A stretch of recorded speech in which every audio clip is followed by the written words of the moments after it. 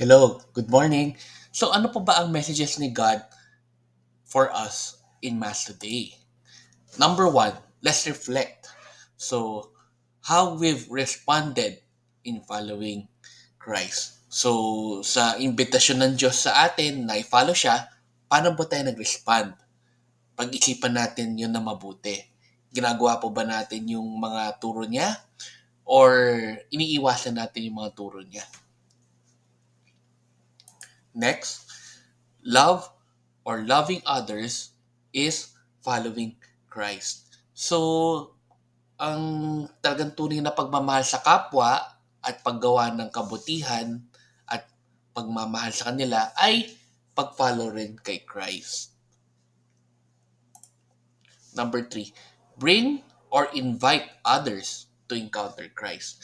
So, kung meron tayong mga pamilya, kaibigan, or kakilala, gawa tayo ng paraan para natin ma-invite sila to encounter Christ at or to know Christ.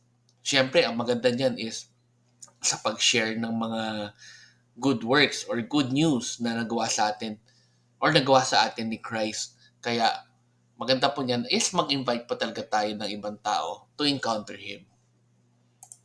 And lastly, allow Christ to deepen His relationship with others. So, pabayaan natin ang Diyos na siya ang gumawa ng paraan kung paano niya mas mapalalim ang kanyang relasyon with others. Siyempre, maganda rin naka-backup rin tayo doon sa pag-support sa mga tao po na yon. Kaya, hopefully, itong mga natutunan natin this week na magkaka-connect or magkaka-relate, mas maganda para mas malaman ng mga tao or mga taong malapit sa atin kung sino ba si Kristo sa buhay po natin at kung paano natin siya susundin. Okay? Let's end again with a simple prayer. In the name of the Father, and the Son, and the Holy Spirit. Amen.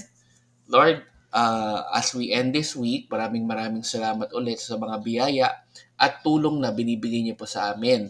Sana nga po ay meron kami mga tao na matulungan or ma-invite na mas matutunan po kayo or mas makilala po kayo. Amen. In the name of Father, Son, and Holy Spirit. Amen. So, good morning po again. Have a great day. God bless. Enjoy your weekend. And let's end again with a simple Thanksgiving prayer. Daily thank you prayer. Lord, thank you very much for all the blessings that you are giving us every day. Thank you for our food, safety, security, guidance, and all your blessings.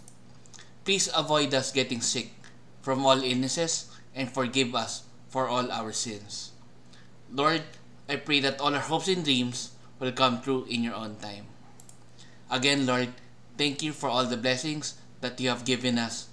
Amen.